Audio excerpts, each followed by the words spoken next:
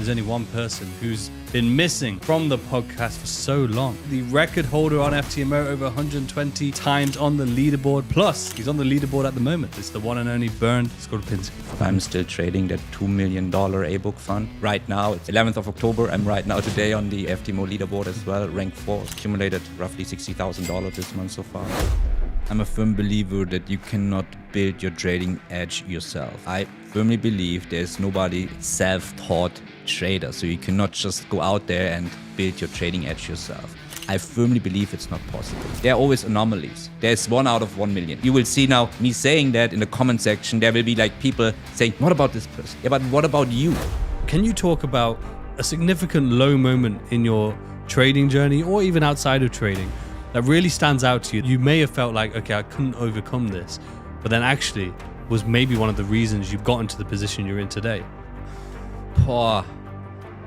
And you don't see, I'm getting goosebumps because this means so much to me. So you asked that question and I've never mentioned that in a podcast.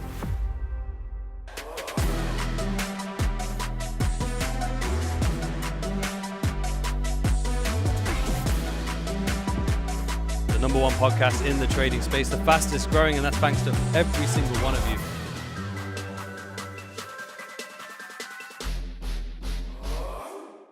Welcome everyone back to the Words of Wisdom podcast. We are back once again and still the number one trading podcast in the world and the fastest growing, thanks to all of you and our incredible guests. Talking of which, we have a very special guest with us today. I can't tell if you can tell what's happening in the background, where we are, but we are actually still in Dubai. So there's only one person who's been missing from the podcast for so long. We finally got hold of him because we knew where he would be at his office, so he couldn't escape. But it's the one and only, the record holder on FTMO, over 120 times on the leaderboard. Plus, he's on the leaderboard at the moment, which is absolutely incredible. And it's the one and only Bernd Skorupinski. Riz, thank you so much for the introduction, and welcome to our office. Thank you. It's a beautiful place. Yes, thank you for having me. It's a premiere, right? It's our first 101. Yeah. And it's basically also our first podcast here in our new office here in the Opus Tower in Dubai. Right. So it's a premiere through and through today. So I love it. Exciting. We last saw each other in March. Exactly. We did a roundtable. As I said, though, we should have done a one-to-one before that, really. But I'm glad we're doing this because this is going to come out very, very soon, which is very rare for us. So we can talk about like recent topics, recent going-ons in the marketplace. To be fair, we recorded just before a lot of things started shifting within the community, right? Especially with prop firms, they started completely changing. Literally just after we recorded that roundtable, which was interesting. So, like, what are your thoughts? Obviously, you're still trading prop firms at the moment. Is there still a focus, or is your focus diverted elsewhere? No, I'm still trading prop firms, basically. So my focus was always on that A-book fund that I'm still trading, that $2 million A-book fund that I'm still trading. And then I'm still trading, obviously, FTMO. As you said, I'm right now, it's 11th of October. I'm right now today on the FTMO leaderboard as well, rank 4. So accumulated roughly $60,000 this month so far. And I'm trading like 1 or 2 more prop firms, but that's basically it. I don't know if you have seen, I've done that YouTube challenge documentary as well live, where I said, okay, let's do a $2.1 million challenge documentary across 6 prop firms and let's call these trades before it happened. And this is where I got approached by several prop firms. And so it was 6 prop firms. I passed the challenge, but then I was also trading on one of them, which then I would say scammed me because they got broke. So I made actually more than $30,000 on that prop firm, and then they never paid me out. And then they basically went bankrupt, and then they left the space. And I think that's what we are right now.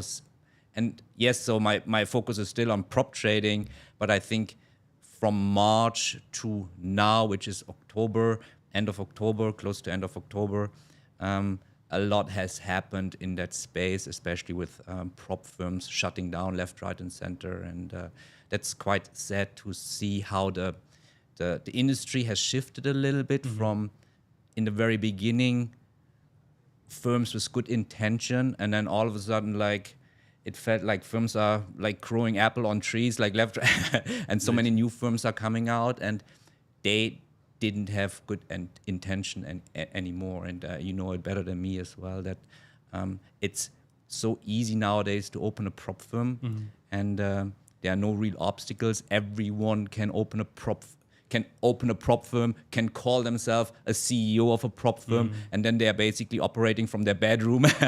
And they don't have any cash reserves, nothing.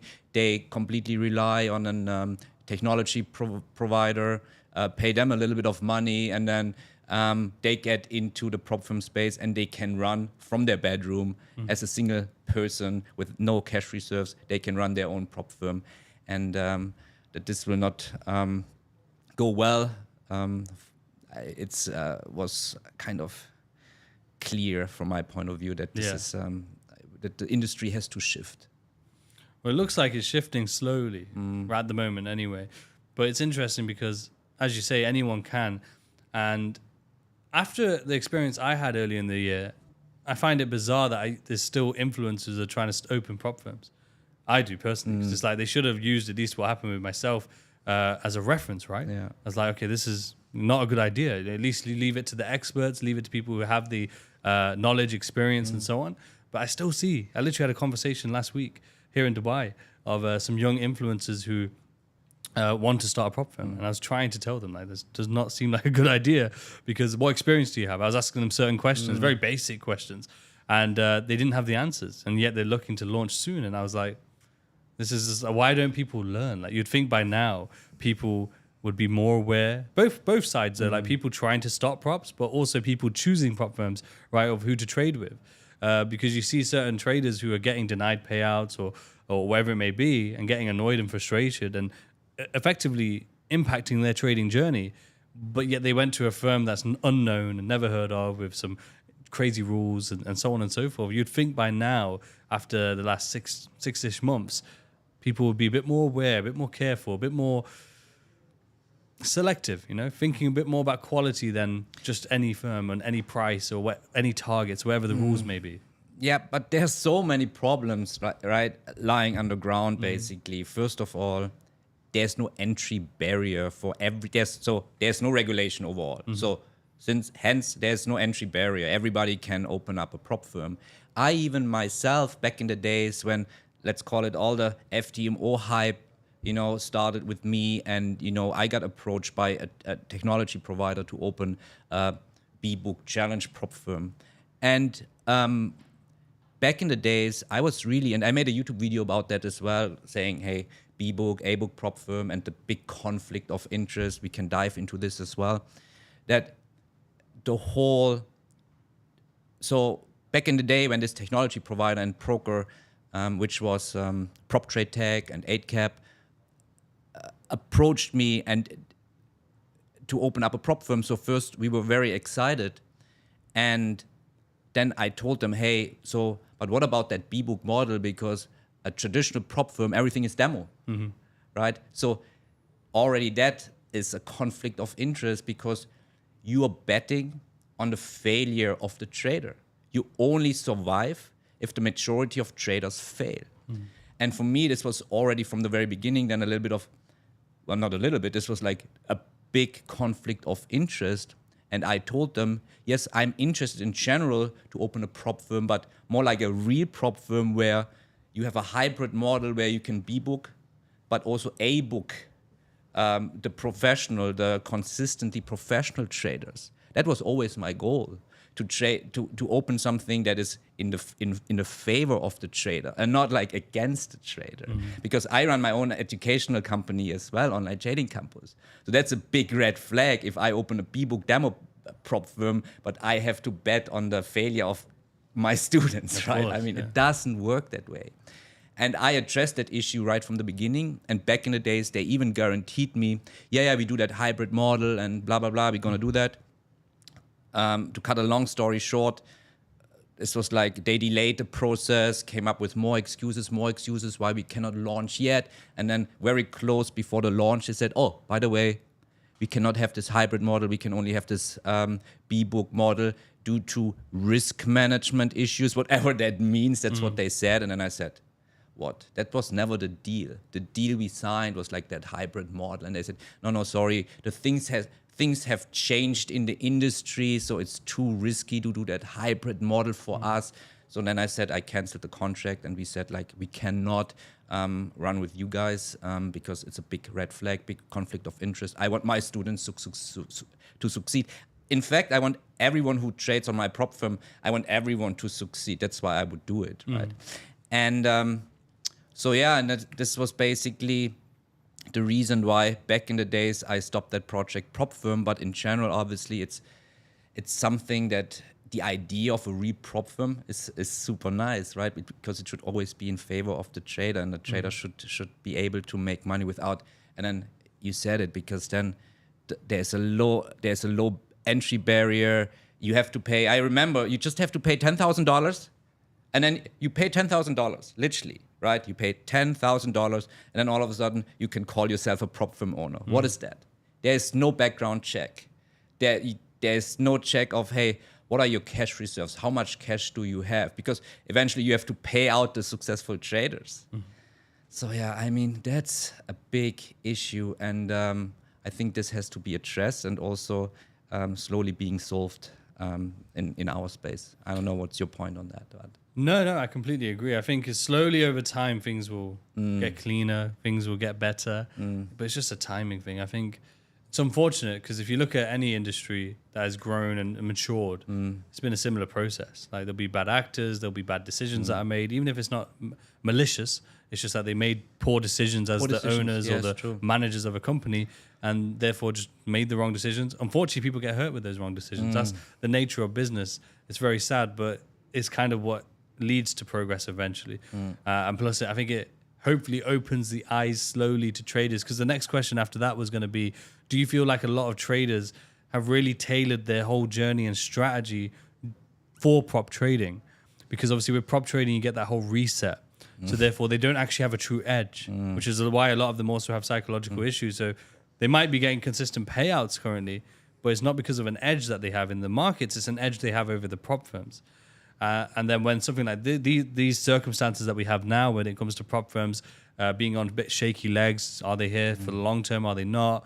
Or the changes, it makes them feel very anxious because that's their edge. Is the prop firms. So if prop firms went, God forbid for them, but if prop firms went, they would be lost and they wouldn't be able to make money from the markets anymore because they don't actually have an edge in the markets.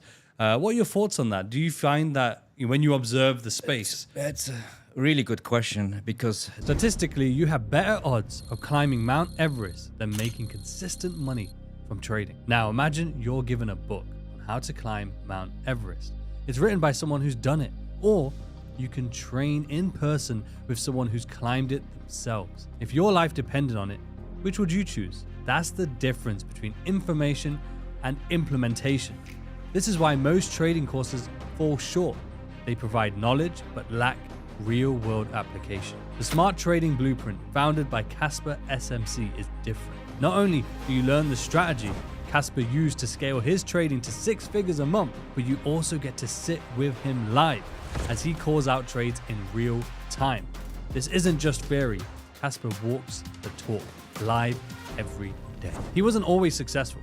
Casper once blew accounts like many of you, but after simplifying his approach, he's not only become a successful trader, he's retired his parents, helped hundreds of others do the same. Casper is so confident in this system, he guarantees you'll become a funded trader, no matter your experience level. Spots are limited, so click the link to apply now. That kind of prop firm space dilutes the word consistency of a profitable trader. A trader doesn't have to be consistent anymore to make profits. They just have to be good in flipping accounts and having, maybe a small technical edge, and do 10 challenges, like put the coin 10 times into the slot machine, hoping that one time they will get the jackpot, which was trading. It's kind of more likely than with a slot machine, because you just need a small technical edge to pass one entire evaluation out of maybe 10.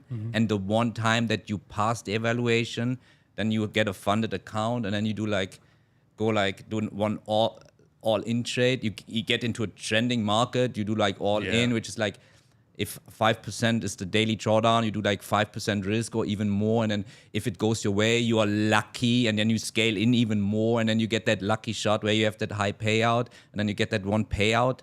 And then you post that on social media everywhere. And maybe you get one more payout in like 2 months' time. And then everybody thinks you are consistent.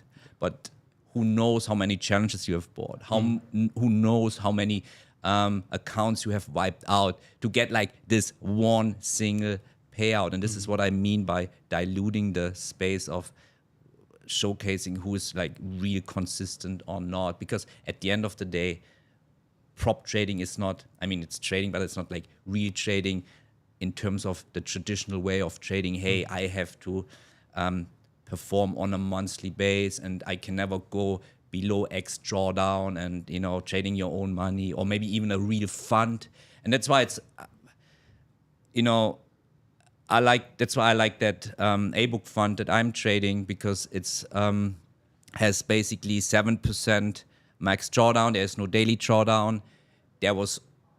It's now also a third party. I don't know if you're aware of that. It's that I started that process. I don't know. It was like, it's been now 1.5 years where I moved from $1 million to $2 million A-book account that is now third-party verified from Alpha Performance Verification. They also work closely with the SEC and with big brokers like Interactive Brokers. They verified their statements as well, and they verified my statement as well.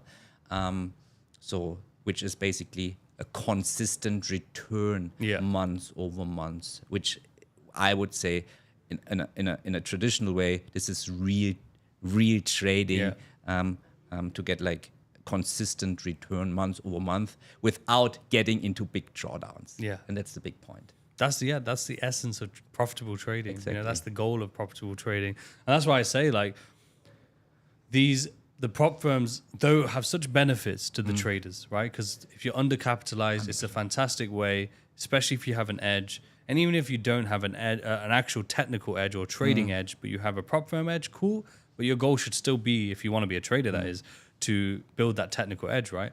Because as you mentioned, let's say you don't know how many challenges have been blown and purchased to get let's say 150K payout. But then if you do the math on the actual accounts, say they lost, the overall drawdown on 10 accounts on a 100K account, let's say.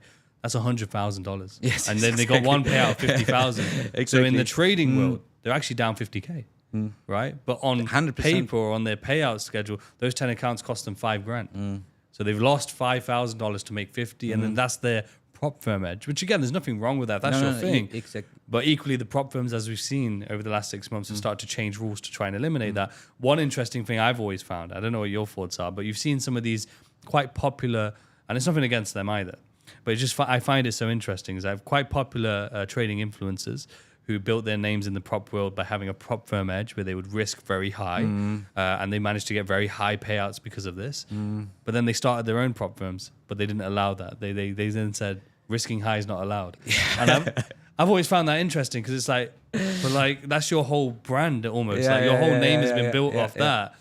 So you're saying it's not allowed either because it's not an edge. And then you're building rules to actually avoid these the same, that somebody like you joins your prop firm.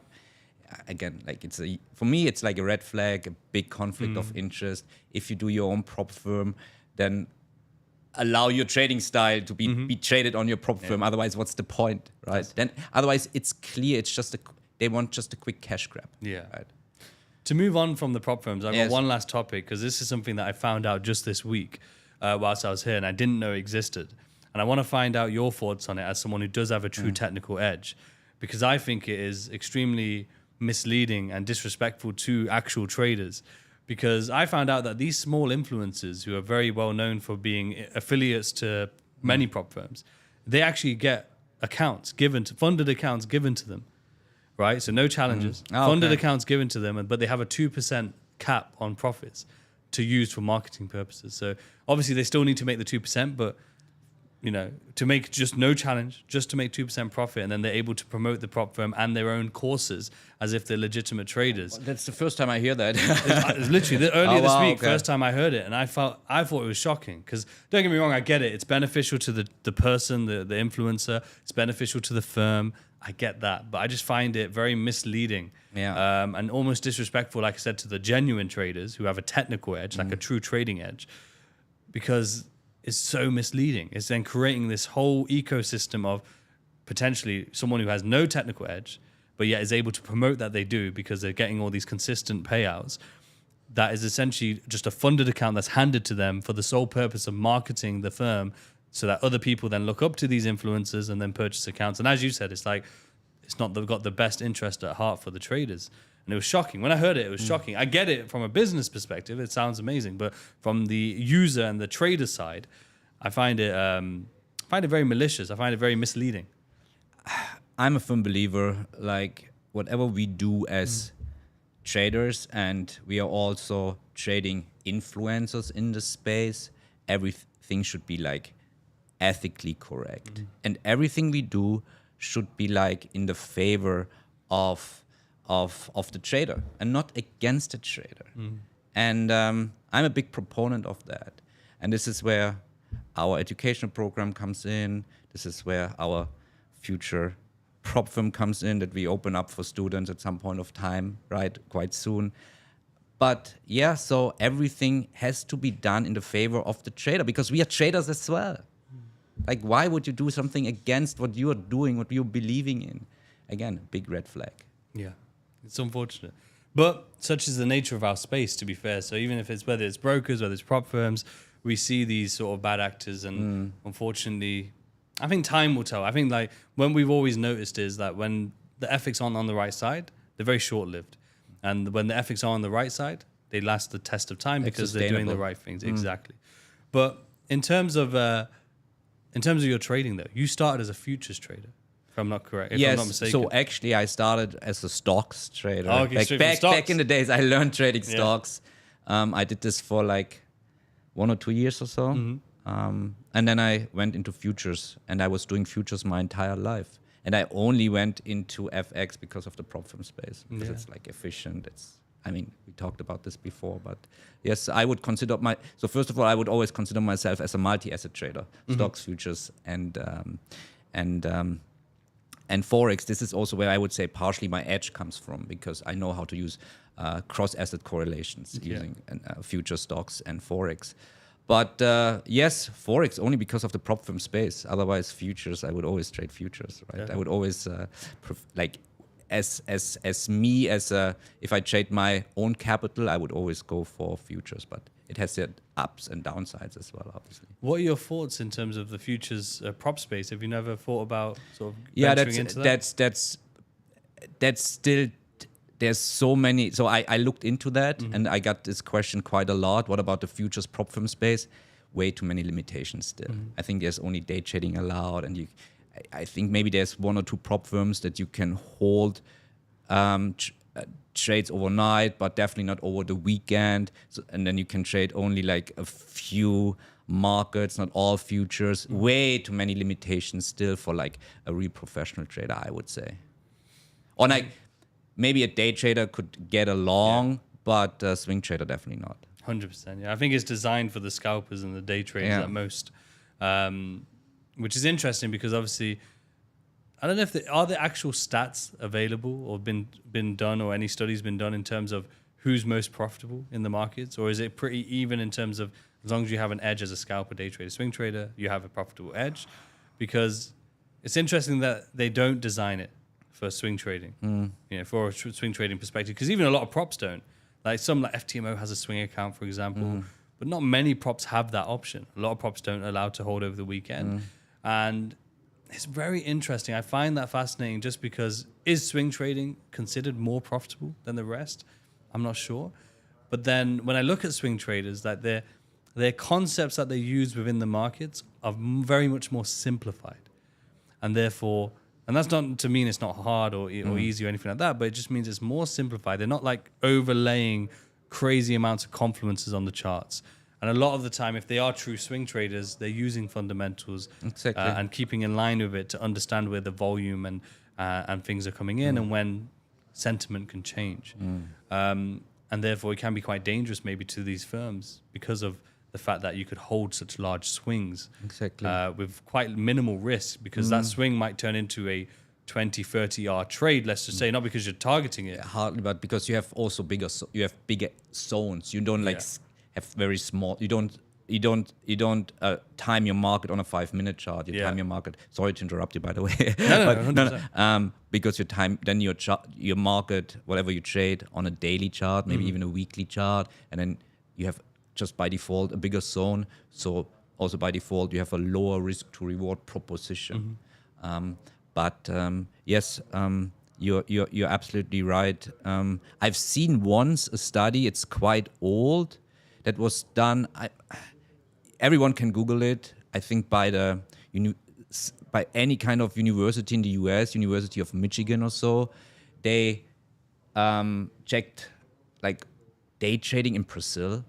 Okay. Something like that. I don't know if you've seen that study as well, like an official study by a university in the US, and they have checked like all the day trading data they got from Brazilian traders, and what they have seen is that there's a 100% failure rate over X amount of time. That's an official study that can be Googled. It's not.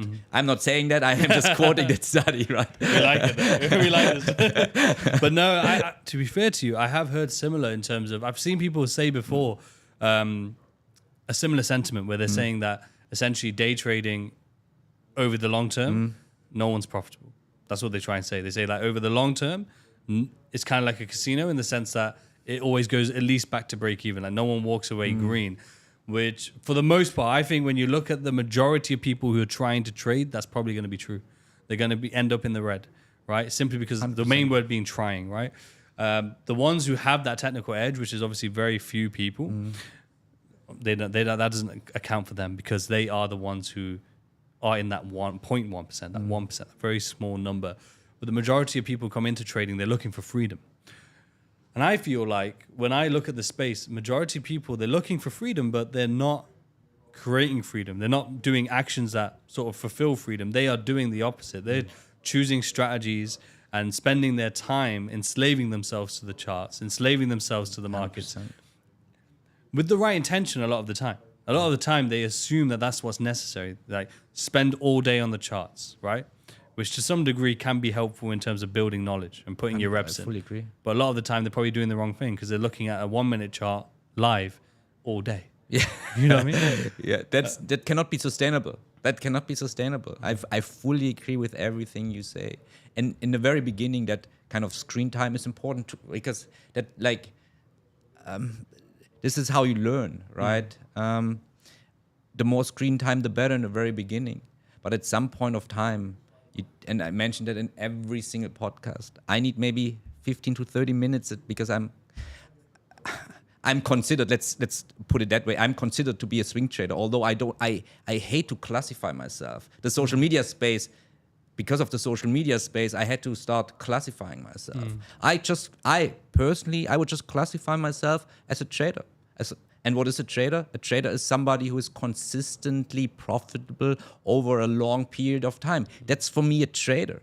Because everybody can call themselves a trader as well. That's a big problem in the space as well. You just open up a brokerage account, you place your first trade risk, and you consider yourself on social media a trader. Yeah. But there's a big gap between trader X and me as a trader, right? Again, this dilutes the who to trust kind of in that space. Yeah. And that's why for me, everybody who is not consistently profitable over a long period of time is for me a market participant, right? So that's why for me, I would classify myself just as I'm a trader. And I have that edge and I'm executing it on a daily. And since people say, oh, since it's daily execution and you stay in trades for X amount of time, actually my average holding period is right now more than 20 days, I think even more than 30 days per trade on average in the past 1.5 years based on my A-book analytics. Yeah. That's why it's considered swing. But yes, you can hold if you are either pick the bottom of a market or the top of a market, or you are in a trending market that trends for a certain period of time, you can hold for much longer, right? Yeah. And the entire space is built up on day trading and scalping. People have to realize if everyone would trade like me, hold trades for 20 or 30 days, the entire industry would not make money. The brokers would not make money. The exchanges would not make money. Nobody would make money because they need people to trade. Yeah. And people have, and it's not a conspiracy theory. They need people to trade. Otherwise, all these firms, they would not make money. Yeah. Right? Well, from the one level in terms of liquidity to one level in terms of just commissions, spreads, it's all necessary. Because like you say, like, this is what these platforms need, you know, to survive. It's very interesting you say that actually, because for the profitable traders to exist, there has to be losing traders. There has to be right? And it's a zero-sum game. Exactly. Futures is a zero-sum game. For every winner has to be a loser. Otherwise, it doesn't work the market. Right? Centralized exchange. Right? Because with CFDs, it's always interesting, right? In terms of liquidity sweeps, when people reference like liquidity sweep here, etc. Because most people, if they are trading, if they're either on a prop firm, which obviously is demo and simulated, but then even if they're on a broker, it's B-book a lot of the time as well. A lot of the time. So therefore, there isn't this, there isn't this need for liquidity being swept because a large part of the participants actually aren't in live data anyway. That's true. Which is crazy. And right? their volume is so insignificant. Yes, yeah. Insignificant compared to, the big banks and institutions out there who are trading. It's like our volume is so insignificant. We could never create liquidity, even if we wanted to, like the retail traders. Considering majority of retail traders, their main goal is freedom. They want time. Obviously, they want financial freedom, but a large part of that is to create time freedom. The end goal is the time freedom. They want to be able to choose what they do with the day. They want to be able to choose when they go on holiday. They want to be able to choose what their family does, etc. It's a huge part of life, right? It's a huge blessing. It's something that you've achieved. Is there anything you can share with the audience that they could take some steps within their trading to help create that freedom, even if they're not profitable yet, but what they should be focused on? Because as we said, majority are unfortunately looking at concepts that are scalping and day trading concepts that may work even, but it's just not presenting that freedom. And same with in terms of their time, how they're spending their time.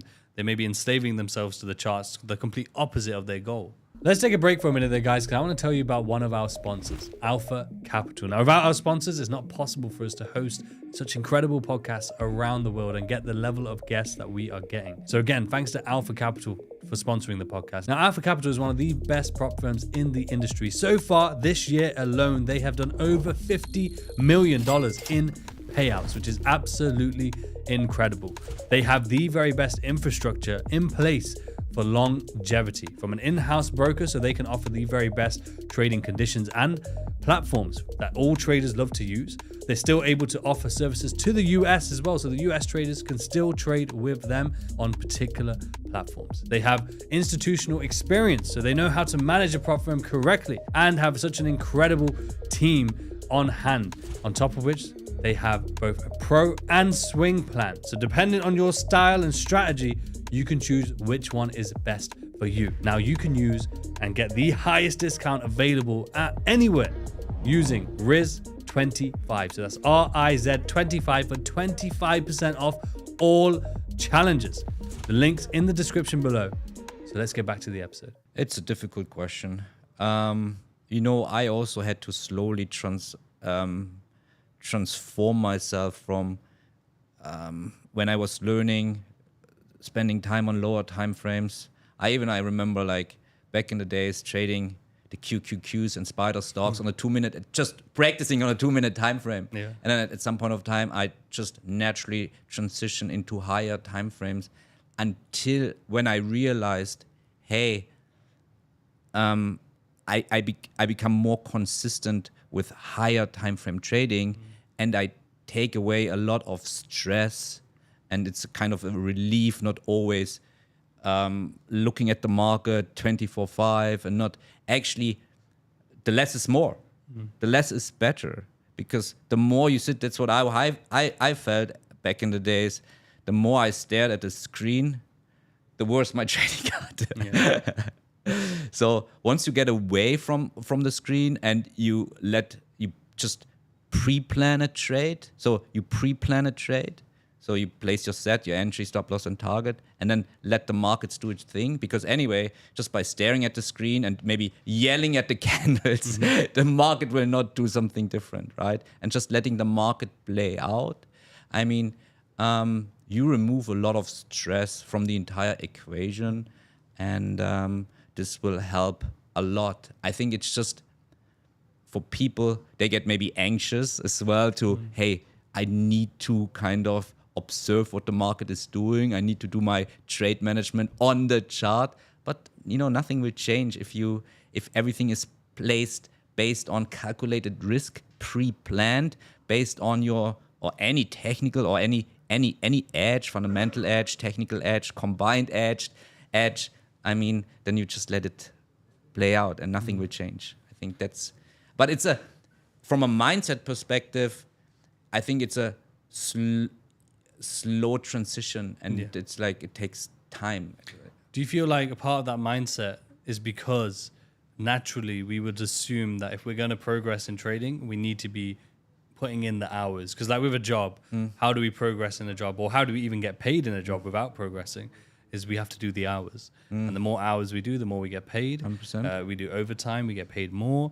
If we want to progress in that job, we have to go above and beyond and show our 100%. capabilities, and therefore naturally our psychology as human beings has been wired to assume, trading wise, if I want to progress, more chart time, spend more trades, and therefore it's a hard and slow process to unwire, right, and rewire those thought processes to understand that, okay, if let's say I have a job and I want to transition into being a full-time trader, but I don't have time to be on the charts to scalp or day trade, even if I had a profitable edge, but I don't have the time to do it. Exactly. That might be another reason why people have a profitable scalping edge, but they're not profitable because they simply don't have the time and they're trying to force it. They force it, yeah. And instead, they should learn to trust the ability to say, okay, let me learn a particular strategy that allows me to be more hands-off and slowly accept that, okay, I don't have the time to be on the charts, but I equally don't need the time to be on the charts. Because with the right strategy and as long as I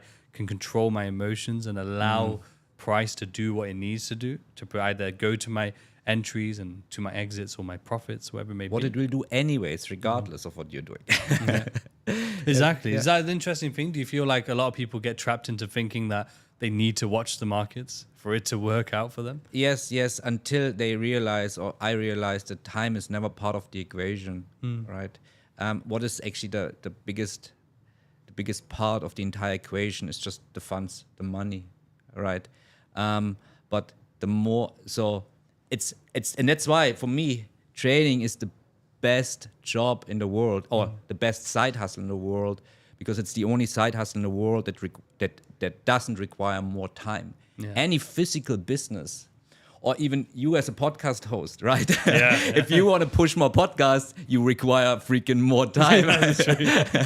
Because you have to record more podcasts. Yeah. And in any physical business, whether you need more projects, you need more people, you just always need more time to grow. But in trading, once you have your edge and it's all about position size, because the edge always remains the same. You don't need more time. And that's the beauty about trading, where the only part of the entire equation is basically your funds, right? And the more money you make, the more funds you have available, the more risk you can take. Yes. And that's why it's like the scalability without adding more time into the equation is priceless. That's why trading is the best thing in the world, even as a side hustle.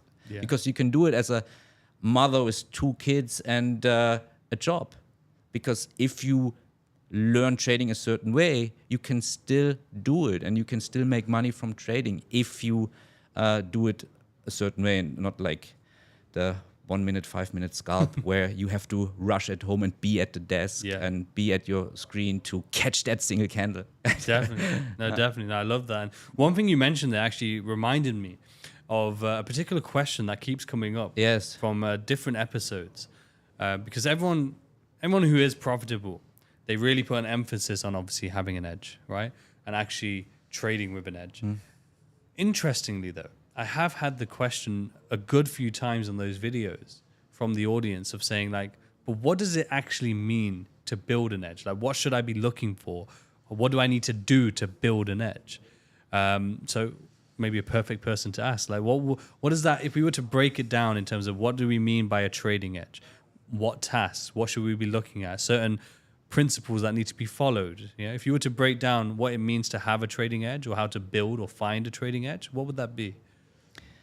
So first of all, I'm a firm believer that you cannot build your trading edge yourself. I firmly believe there's nobody as a self-taught trader. So you cannot just go out there and build your trading edge yourself. I firmly believe it's not possible. There are always anomalies. There's 1 out of 1 million who maybe made it, right? And you will see now me saying that in the comment section, there will be like people saying, but what about this person? What about this person? Yeah, but what about you? What about you as an individual? Don't speak in third party. What about you? Are you really capable? What do you think is it very likely that you build your trading edge yourself? So first of all, you need to find somebody. You need somebody who has a trading edge, who can basically deliver or convey that trading edge to you, right? Teach that trading edge to you. And however that edge looks like, I don't care, right? It's what is important that it can make consistent income in the market. And what do I mean now? What does it mean consistency, right? How can we define consistency? For me, consistency means that my strategy can deliver 2 hours per month on average. What are hours? We speak risk to reward, right? And by the way, hours doesn't mean, so 1 hour doesn't mean like 1%. 1 hour means it's completely, you define the risk, because I'm also a big fan of fixed dollar risk approach. Okay. Because let's quickly go back to the prop firm space, and this all ties into building an edge. Let's assume you have you're a newbie, all right, and you have never traded big capital. Now you buy a $200,000 challenge. Well, 1% risk per trade is like $2,000. If you before that you have traded maybe $50 risk per trade, and maybe even in the demo, now you cannot jump to all of a sudden $2,000 risk per trade. Also, like getting used to these big numbers is a slow process, which is part of building trading edge. It's not purely, hey, technicals, or not purely fundamentals, not even what I do, combining fundamentals and technicals. It's the whole environment of what do I need to be consistent, and what does it mean to be consistent? Yes, one part is building a strategy. If it's purely based on technicals, is it based on combined fundamentals, technicals? I don't care. But first of all, you need somebody who teaches you that. And then you need to slowly you have to get used to these bigger numbers as well in terms of fixed dollar risk approach. And then your strategy, your edge has to deliver 2 hours per month on average. Because then you can say, okay, I can make 2 hours per month on average, whatever that means, right? 1 hour you define as a trader. But let's stay in the prop firm space and let's assume, hey, my strategy, my edge delivers 2 hours per month. I'm trading a 200K prop firm account with 1% risk per trade. So let's assume the 1%, to make like easy math, the 1% is basically the 1 hour. So I have an edge that now, based on my data, can deliver 2%, 2 hours in this case, per month on average, meaning 20 to 24 hours per year on average. So again, 1% on a $200,000 account is $2,000. 2 hours is $4,000 times 12. We are roughly speaking about $50,000 per year. What you then with your edge can accomplish, and then basically you have it black and white on a piece of paper. If your edge that somebody taught you, and you can basically, you don't have to copy. It's because again, personality plays into trading a little bit as well. Nobody can be burned, nobody can be risked, nobody can be XYZ. So you basically can refine these strategies. Something like trade management is super vague, because there's no black and white how to manage your trade, right? And people are usually complaining, I'm getting out too early. I'm getting out too late. I left profit on the table. There's no such thing as a perfect trade, by the way, right? But once your strategy you have then refined for yourself, personal for yourself, and add the personal touch onto the strategy, and then you have these KPIs where you then can measure what we just talked about: risk to reward, 2 hours per month on average, and then you can measure if your edge is really working or not.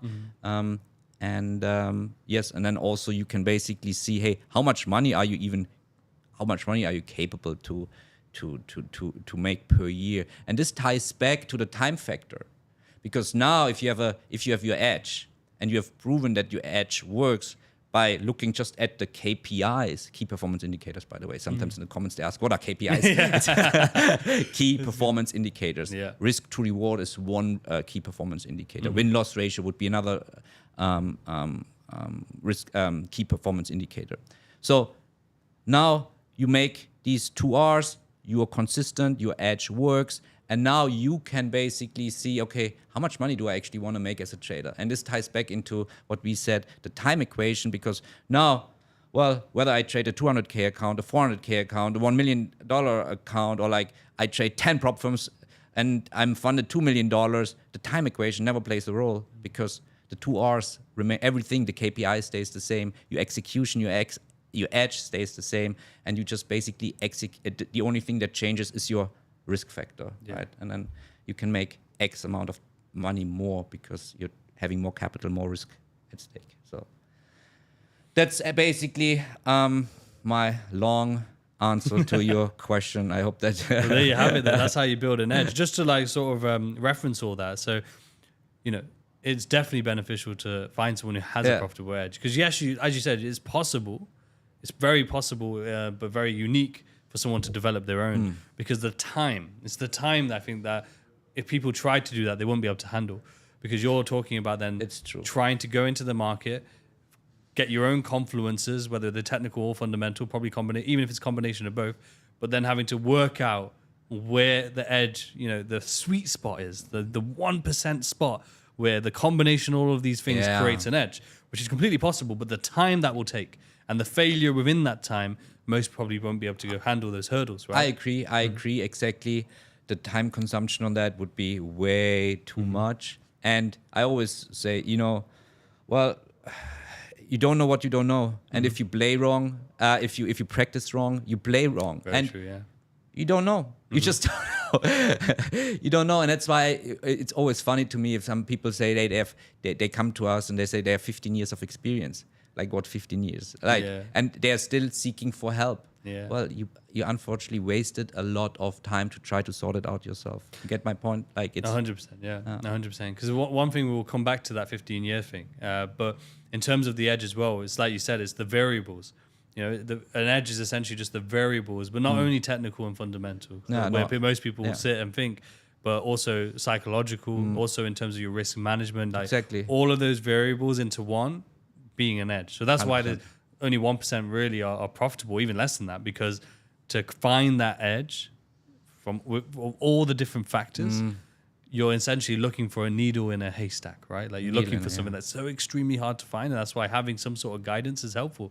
And as you said, like, it could be a scalper, it could be a day trade, it could be a swing trade, as long as there's an actual proven edge there, which is very important, the proven bit, right? And then you have to check what fits your not only personality, because you know what? Personality shapes throughout your trading career. My personality, I liked it also in the very beginning, a 2-minute chart, but it's shaped throughout my journey. Yeah. But it's more like what fits your lifestyle. And what do you actually want to accomplish with trading? What do you want to accomplish? Do you want to like really replace one 9-to-5 job with another? Yeah. Or do you really want that I'm my own boss, I'm super flexible, I barely have to go and check the charts, and that's what, for me at least, that's the purpose of trading, and that's why I love trading so much. It's interesting, because if you had a room full of traders, I did this little test once. There was like 20, 30 traders in the room, and I asked them all, like, what's the most, if one word for trading, what would it be? Your goal. Everyone said freedom. It's crazy, right? Everyone. Like literally every single person said freedom. So it's interesting, as you say, like there are some who may be a bit personality-wise suited towards scalping, for example, but it's very few, and it's always very much circumstantial of where they're at. I think it's very important. But going back to that 15-year thing you mentioned, is there a common trait you've noticed? So like when people say that 15 years, 10 years, even 8 years, even 4 years, right? It sounds like a lot of time. It's great, yeah. But if you were to break it down and you evaluate those 15 years, let's say, a lot of the time what you find is people have been interested in trading for 15 years. But in terms of actively trying, like actually putting effort in, it could probably be brought down all the way to 2 or 3, you know? And even then, doing the wrong stuff. Yes. You know what I mean? But the reason I say that is just because have you noticed from the traders that you've interacted with who are profitable, whether they've just in the wider community or in your own community, have you ever noticed where someone has talent, someone has what it takes to be a trader, but they simply don't have the work ethic to go the long distance, if that makes sense? Like let's say, for example, it takes 100%. with the right edge and the right sort of environment, 1 year, if they dedicated 1 year, they would be profitable and could be that trader and have the freedom, but they just don't have that work ethic, that consistency in terms of their effort.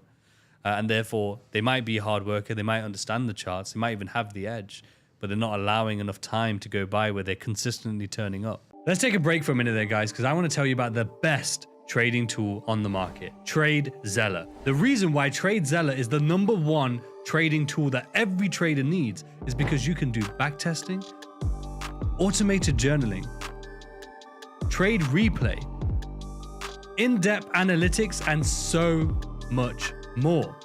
And the greatest part about TradeZeller is that it's all automated. All you have to do is connect your MT4 and MT5. It will pull all your data onto the dashboard. You can add playbooks, you can just add notes, you can add images from your trades, and you can get the insights that is necessary for you to progress as a trader. Now, TradeZeller is for absolutely everyone. Whether you're a crypto trader, whether you're a Forex trader, whether you trade prop firms, it is for absolutely everyone. And that is why thousands of traders have signed up using my link here through the podcast. Make sure you use the code RIZ10 for 10% off your monthly subscription, or WOR for 20% off your yearly subscription. The link is in the description below. And let's get back to the episode. No, what shall I say? I fully agree with everything you said. First of all, I don't believe in talented trader. There's no such thing as talent. It's a skill, and the skill can be learned by everyone. I'm also never the smartest guy in the room, and I still learned how to trade. So there's just a skill, and if you spend enough time, but not only the time, but with the right in the right environment, having the right coaches, having the right work ethics, the discipline, everything all that stereotypical thing that people say, what are the key traits of becoming a trader? Yeah, it's like perseverance, persistence, discipline, following rules, la-di-la-di-da. Yeah, that's all true. And everyone heard that. But it's also kind of true. Without those key traits, you will never make it as a trader, because guess what? Consistency, they're like two sides of the medal. It means consistency is like taking trades based on your edge, but also consistency in terms of showing up. Because that's kind of what I've seen and what I've talked to people, that kind of bell curve scenario where people start off super motivated. Like it's you can compare it with like 1st of January, New Year's resolution, new gym memberships. All of a sudden, first week of January, you have everyone showing up.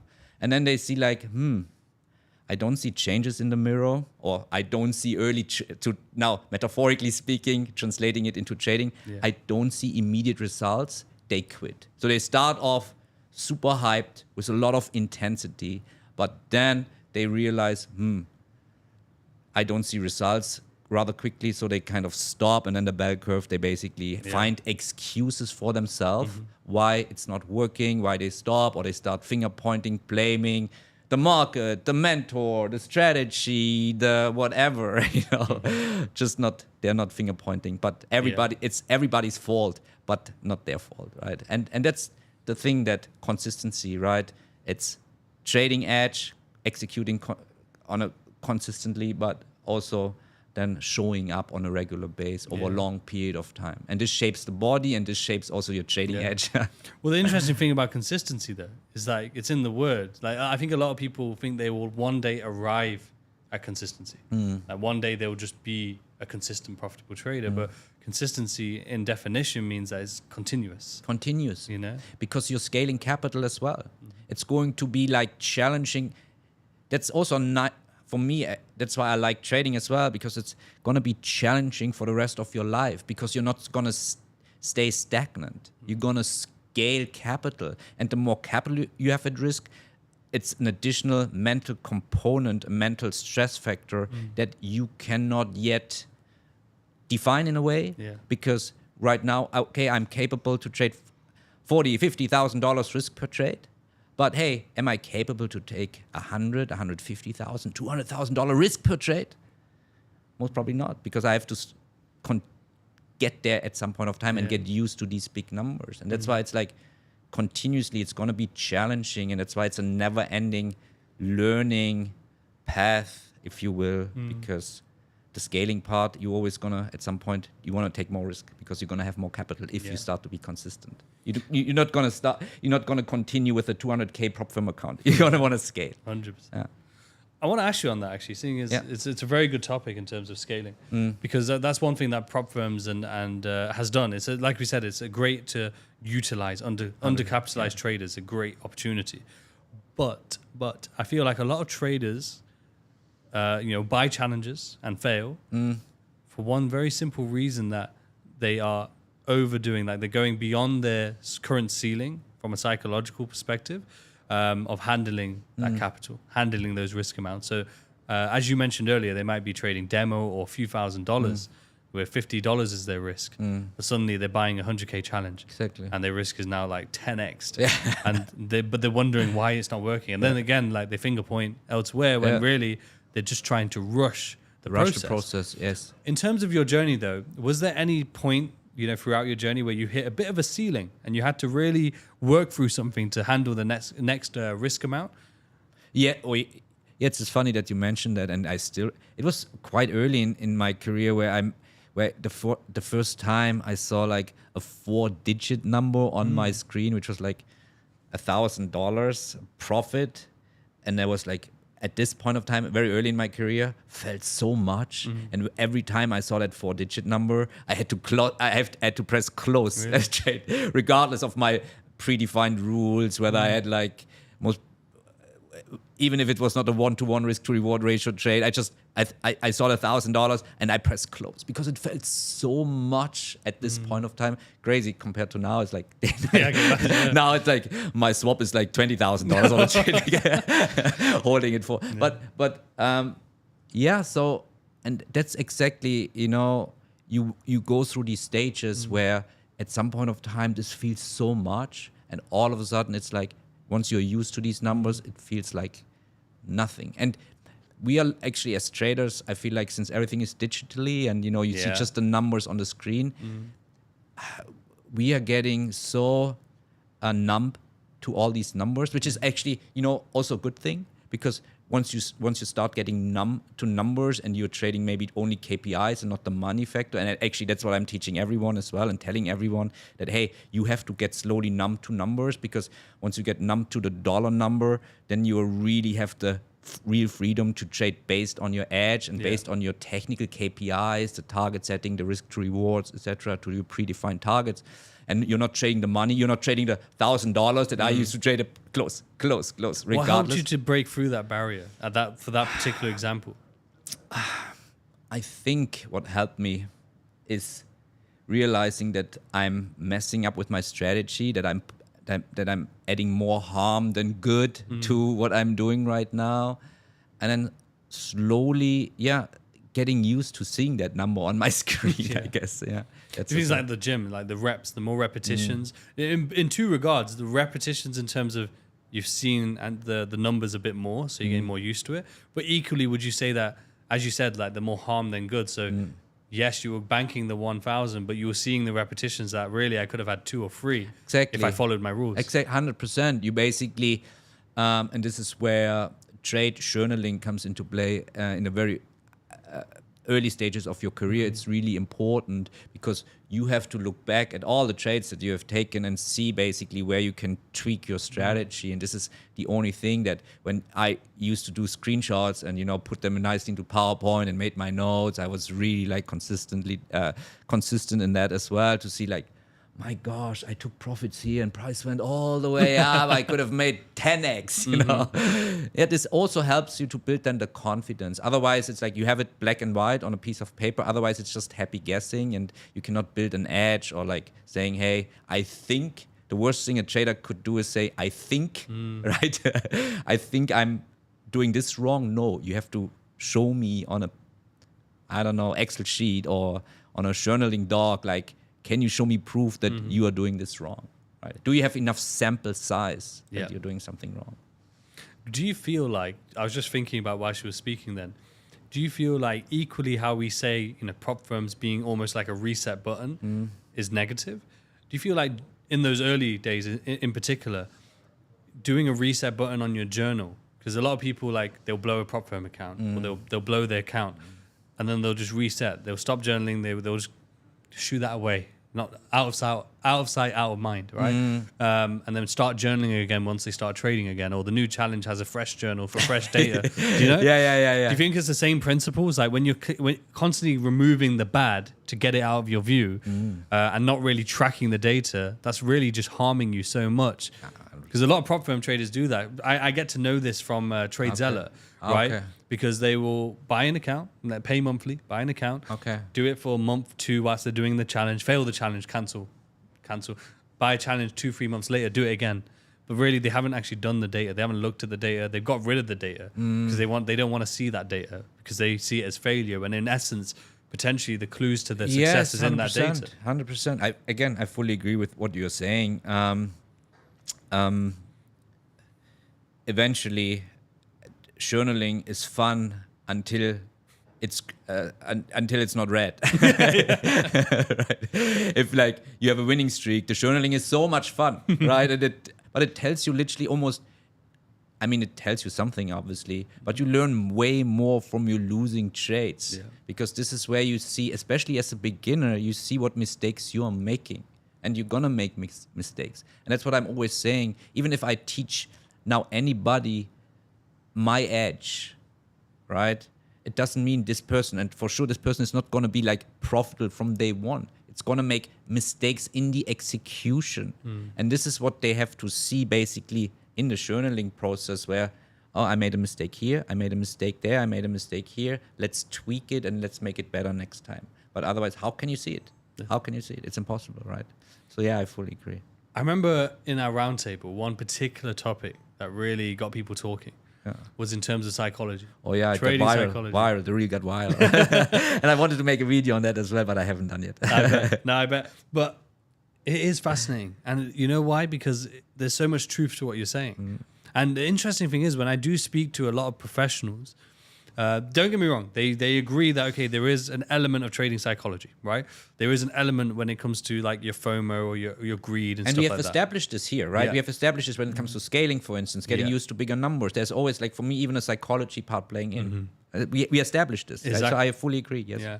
But they also agree as well. And what you were saying was that when you have an actual technical edge, those psychological barriers that a lot of people lean on as a crutch or as an excuse and point fingers at, they dissipate, they fade away 100%. Because your confidence in your edge, not in the markets, not in results, not in like your win rate, but that could be part of it because when you know your win rate, you know, on average, when you know what a losing streak should look like on average and a winning streak on average, when you know what the reality of your edge looks like, taking 3 losses in a row, if that's part of your edge and you know that already, when that happens, are you going to then revenge trade instantly? Are you going to then feel extremely emotional instantly? And I found it very insightful because it's very true. And it was interesting seeing the response from some people because it was like, they just don't understand. They hear the words psychology, you know, trading psychology is bullshit, trading psychology is useless or meaningless when you don't have a trading edge. But they just ignore, they just hear the words and get emotional yes. versus actually taking on board what you're trying to teach, essentially. You're trying to help with understanding that just focus on your edge, because a majority of people out there don't have the edge. Hardly anybody has the edge. Let's face it. Let's look at the prop firm space, right? And I know data. I know the data. That out of 12,000, this was in February, this was the data that I got from 8cap back in the days, that out of 12,000 challenge buyers, 7.3%. So out of 12,000 challenge buyers, 7.3% only passed the evaluation. What is 7.3%? It's roughly 900 traders. So let's be accurate, 870 traders. And out of the 870 traders, only 10%, let's be generous, it's actually lower than 10% get to the first payout, but let's say 10% to do like easy math, which is from 870, 10% is like below 90, below 100, below 90, 87 traders. From initially 12,000, only 87 traders get to the first payout. And by the way, getting your first payout doesn't mean you're a consistent trader. Hell no. Right. So imagine, and what is 90 out of 12,000? This is below 1%. It's actually 0.75%. So below 1% are getting to the first payout. And this doesn't mean you're consistent. So what does this now mean? That, hey, having an edge, right? Are 99% suck in psychology? No. Sorry for my language. They suck in trading edge. They just don't have the skill yet, maybe, right? They're still in that phase where they're building skill. And they cannot blame when I hear it's 90% psychology, 10% edge. Like, no. It's like a skill set. How do you build skill? And trading is a skill. Skill is like based on experience, based on practical application. And then once you build that skill throughout practice, the correct practice, by the way, right? Because we also established if you practice wrong, you play wrong. So the correct practice. And then you're building skill slowly. And with skill, you're building confidence. And with that confidence, well, you're taking that psychology part slowly out of the entire equation. I don't have the mentality and the psychology to fly a plane because I don't have the skill, right? But I'm fairly confident that if somebody teaches me and I put in enough hours with an expert who flies an Emirates A380 or is a fighter pilot, I could eventually at some point of time maybe fly a plane as well.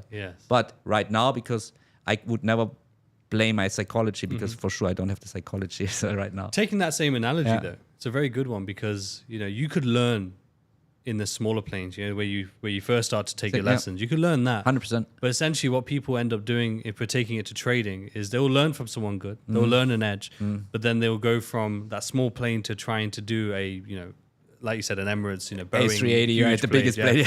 And they'll try and go to that thinking, okay, I've learned from the guy, I've learned the skill. No scaling. No scaling. No scaling. No zero to hero. Yeah. No time. No hours being put into flying and hours into the scaling too. So not just like, okay, I've flown this one, let me fly the next biggest one time, but actually the hours on each one to master that skill set along the way. I think that's a very important part that you mentioned there, because that along the way is very important. Along the way, right? yes. Because you could do like one contract size, or one lot size, two lot size, 3 lot size, one time. But that's not scaling. You could call it scaling in terms of the definition, but in terms of the experience and developing the skill through that process, that wouldn't be classed as scaling. You're rushing through the process. You're 100%. just ticking a box. I would call it actually milestone planning, where you set your KPI. Let's assume, hey, I feel confident trading $1,000 risk per trade. And then you apply that $1,000, that fixed dollar risk approach, $1,000 risk per trade for like a certain period of time. Let's assume 3 months, 4 months, 5 months. I don't care. And if you see that, hey, you can consistently achieve those KPIs that we discussed, the 2 hours per month, hey, happy, you achieved your milestone, you achieved your target. Now you should allow yourself. It's almost like you work for a company, at the end of the year, you go to your boss and you have your target agreement meeting, and then your boss is telling you, okay, you achieved all your targets, now it's time for a raise.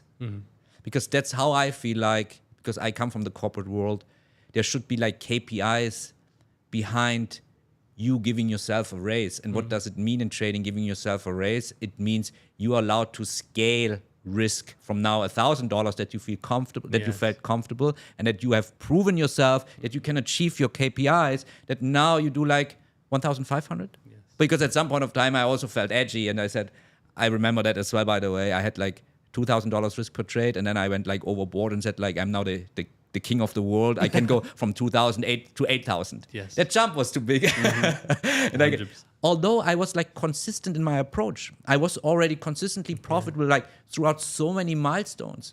But that mental component, and this is where the psychology plays a role, that all of a sudden not trading with $2,000 risk per trade, all of a sudden having $8,000 risk per trade, and now then being in drawdown, and I'm getting shaky. I want to get out of the trade early, or not like, hey, I'm like 1-to-1, but my target is at 1-to-2, but I'm up $8,000. It's such a lot. It's a lot of money, and closing early because I see the dollar amount, right? So I realized, Bernd, you jumped too quickly, too high. You get my point? So that's why I love that. Yeah, no, I love that. So rather than just like scaling or making changes randomly, especially off the back of a winning period, for example. That's horrible. Anyway, yeah, exactly. But actually planning out, if I reach these KPIs, then I can look at an evaluate and then decide. And then you should approve yourself the race. Yes. The salary race. Exactly. Right? So I was going to say, like, our last few topics that I have in mind, one just off the back of that is,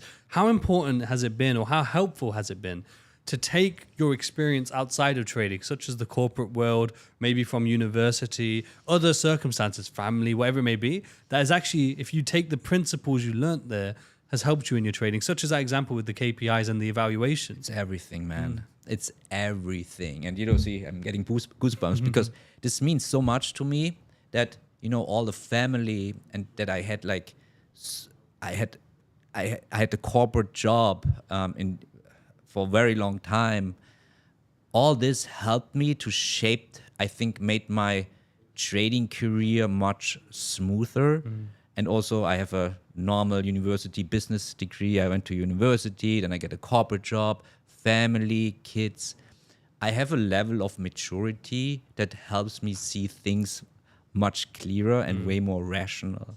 And I'm not falling for these, and I never felt for these quick money, rich schemes where, hey, take my 3 days course and I make you a profitable trader, and seeing things more clearer, I guess, and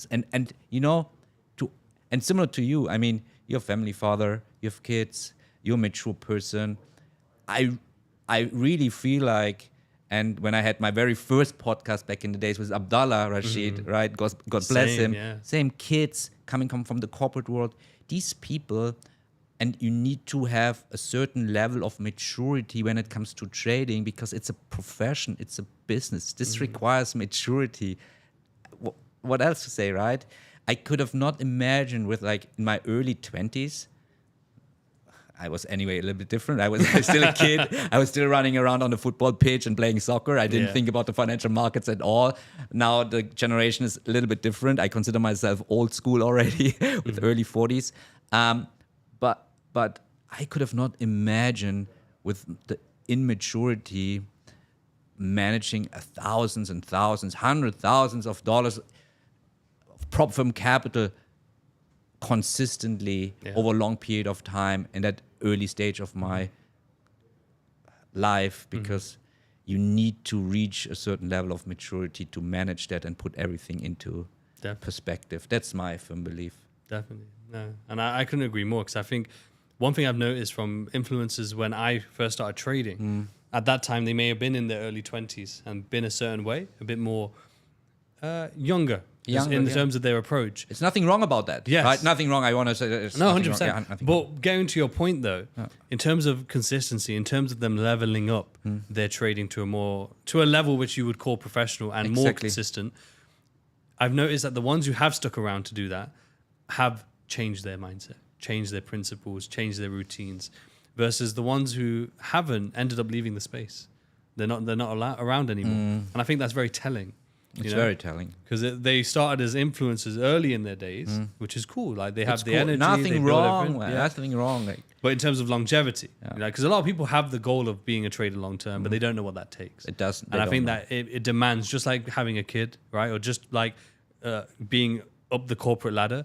It demands someone who's willing to go above and beyond, willing to change, willing to eat shit adapt. Sometimes. Yes, let's call it to eat shit, right? Because nothing. It's not like trading. We always showcase everything is like shiny and rosy, and we showcase the money and what we are buying with like all the profits and. But trading is like any other profession. We have bad days. We have good days. We curse it. We curse sometimes, right? I used to throw water bottles against plastic bottles against the wall. I was so angry on myself of course, also on the market, but also myself. But that's the thing. I think like it starts with the market, and then as you start to be more aware and grow, you realize it's yourself. It's your own freaking mistake. But it's like any other job. At the end of the day, we have good days, we have bad days. It's not everything is shiny and rosy what you see on social media, right? Even not for myself. 100%. I think it's for everyone. But I have two amazing topics I want to talk to you about. Please. One, obviously, this will be coming out just before the election. Right? Yes. Good topic. And as a fundamental trader, two aspects to it. One being that, have you noticed anything leading up? Like this whole year has been about elections, really. We had two snap elections in Europe, obviously with London. We had just, I think, 2 months notice before an election. With France, I believe, similar. But obviously, everyone knew the US election was coming throughout the year. And as we've ramped up, we've had assassination attempts. We've had, obviously, Biden drop out and Harris take his place. Obviously, we've had Trump going strong. We've had Robert Kennedy drop out and then endorse Trump. And so we've had so much. Almost like a Hollywood movie, right? Almost, yeah. That's basically what a Trump presidency is, right? But what are your thoughts in terms of like, so far, have you noticed anything with the markets? Have we been, regardless of fundamentals, have we been sort of trapped in a range at all? Like, what are your thoughts in terms of so far this year? Very good question. So I did yearly roadmap in the beginning of the year. Actually, I think it was beginning of the year where I predicted that, where I predicted, and this is on YouTube, that video, the market's going to make, regardless of what's going to happen, the market is going to make new all-time highs at the end of the year, because what I do is I look at presidential election cycles. And so the president is getting elected every 4 years. So the cycle consists of 4 sub-cycles. You have pre-election cycle, you have election cycle, you have post-election, midterm, and then the cycle starts over and over again. And the market, how it behaves, and if you look, you can look back on the Dow Jones the past 124 years, and you can do that study, like even very technically, because it's pure statistics. The market is behaving based on these sub-election cycles. When we look at the election cycle, because we are right now obviously in 2024, it's the election cycle, next year's the post-election cycle. In election cycles, the market usually is appreciating, increasing roughly on average, I don't know the exact number, but 8 or 9%, and it usually makes new highs, right? And what is quite interesting is also that, because there's always that debate, and I find that funny, what the market is going to do, how the market is going to behave if Democrats are going to be president. If somebody from the Democrats, if somebody from the Republicans, if Trump, Kamala, what happens to the market? You know what? Based on the statistics, it doesn't matter. Pure statistics, the market in election years, regardless whether you have a Republican president, a Democrat president, the market is going to make new all-time high. And there are certain quarters where, for instance, now, and this is where I'm also, let's see if it works out. I'm making a call. Let's make a trade call. Let's make a trade call. I expect another dip. I expect another actually quite major dip. I'm even planning to potentially short the Nasdaq. It's coming out. Let's see if it works. People can roast me in the comment section if it doesn't work. I'm planning to short the Nasdaq because I expect another dip. And we're going to find a bottom around mid of November. The sweet spot is around, and I can even tell these dates because I have the statistics in my mind. Every year I'm doing the whole yearly roadmap. So the market is going to make a bottom around the Nasdaq based on statistics in election years around the 14th or the 21st of November. Actually, the sweet spot is around the 21st of November, and then we're gonna start a rally.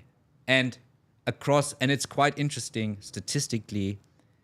From the 21st of November to end of the year, roughly, based on the last 7 or 8 election cycle in periods in this time frame, 21st to end of the year, there's always been a gain.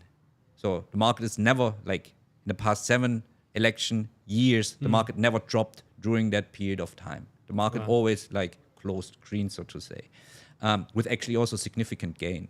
So looking at these cycles is very significant. But again, this is only one part of the equation. And sometimes people say, hey, you predicted the market wrong. It doesn't mean that I'm gonna, like, now I have that's part of the statistics that kind of is part of my entire analysis. I'm not just blindly buying on the 14th or the 21st of November. It's just, I know, okay, the market fundamentally based on election cycle seasonality, let's call it election cycle seasonality, that's where the market statistically bottoms. And then we see a rally statistically. Regardless of who's going to become, I don't care, like Trump, Kamala, who else could be, whatever's going to happen. Yeah. And I'm looking to buy. But if I don't find a technical reason to buy, I'm not just blindly buying. And that's what I mean with combining fundamentals with technicals. I have a fundamental reason to buy the indices, Nasdaq, Dow, S&P, or even some stocks during that period of time, mid of November. I have a fundamental bias that I want to go long, but I don't have a technical confirmation.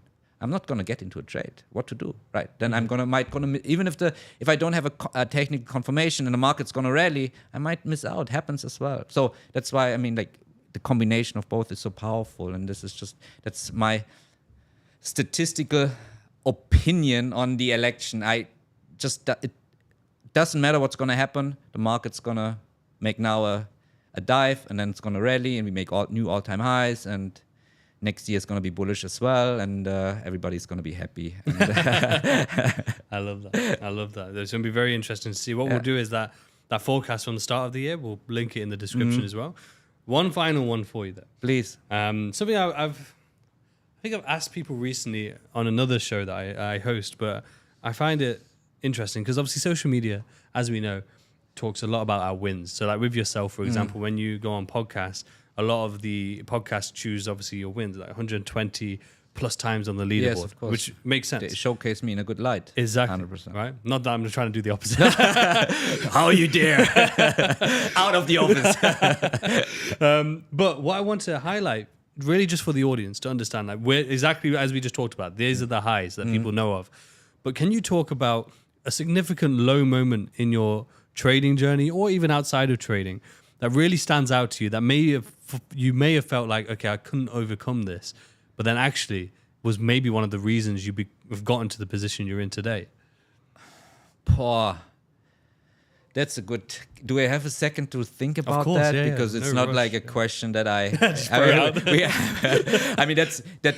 Anyway, that podcast is super spontaneous, like all conversation and nothing rehearsed. Obviously, works out for the best. So, but this is something I didn't expect as a question. One of my worst moments that shaped my life or like my career. Hard. I mean, I'm not sure if I wanna. It's not about. I don't have that kind of bad. So when it just comes to trading, it's not like, I had that one bad trade that turned everything around where I had opened my mind and I had to change everything. My process was rather smooth because I had a mentor for it. I was a blank sheet. I didn't know anything about the markets. I didn't even know what futures mean. By the way, I started learning stocks because I didn't know about any other asset class. I just knew stocks exist. Let's learn stocks because that's the only asset I knew. I didn't know about futures or forex back in days. That's how a blank sheet I was. Like I didn't know shit. So I had a very smooth process because I started I think with all the correct tools, of course, but doesn't mean that it just meant skyrocketing up. It just like any other journey, it's like ups and downs. But there was never that moment where I felt like I'm gonna stop, right? I'm feeling so frustrated, I'm gonna stop. I don't know, like I never had that. But in my corporate career, what shaped me, I guess, was once I moved to Dubai and I came from the university and I felt like I know shit and I know how the world works, where I got so much shit from my supervisor back in the days, where I remember that. And by the way, this is because you asked that question and I've never mentioned that in a podcast. After that meeting, like where I had to deliver a project and I introduced that project to my supervisor, this was the MD of the company, and in this during that time, I thought everything's gonna be cool, and then I got so much shit, and he actually yelled even at me and said like, "This is not how you can work, and everything is like wrong. What you did, you have to work better and stuff like that." That I was so shocked that I went to the restroom and I think I cried even for a little bit, and I thought like, I need to get out. Like I need to quit, and Dubai was the wrong decision. Let's go back home, because everything turned out to be at this in this moment, everything I felt like is shit. It was the wrong decision. But then, I pulled through it, and I think that's shaped me as well, that I didn't give up. Also, like in these, for me, dark and bad moments, business-wise and corporate job-wise, where I felt like I made the wrong decision to come to Dubai. I made the wrong decision to start a job there. I'm even not maybe capable to do the job there. That I, really started to, let's sleep one night or 2 nights over it, and let's start over in a way, and let's try to get through these bad times. And I think for people who have these bad times in trading, I think it's just, you have to just walk through it, right, as well. And there's always light at the end of the tunnel, I assume, right?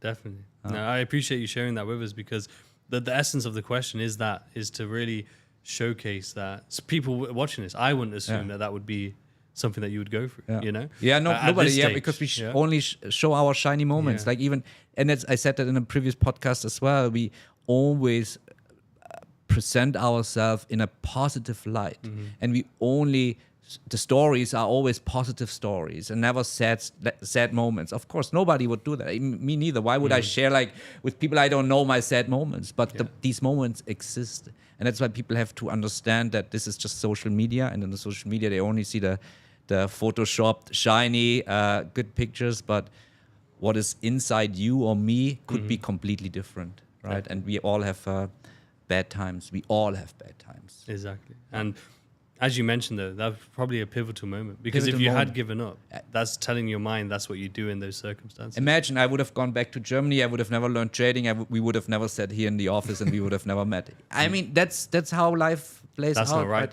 I'm glad we did it, because by the time we've got here, it's like I don't know if you can see on the camera. It might be reflecting, but it's like the Rolls Royce roofs on the wall there. It's crazy. The stars. I only realize now that it's dark. I mean, for how long are we talking here? Is it like 3 hours for? Incredible. Incredible. And like you said, though, very natural, because we didn't know if we were going to record today or not. Yeah. And I'm glad we did. And really am. Thank you. Thank you for coming by, and thank you for having that podcast. My pleasure. We'll hopefully catch each other very soon. 100%, right. But everyone at home, we're going to be checking, of course, on the elections, what's going to happen next. Yes. The links for Bernd will be in the description below, including the YouTube video he mentioned. So check that out also. But make sure you hit subscribe. Make sure you hit like. There's other episodes on screen. And until next time, everyone, take care.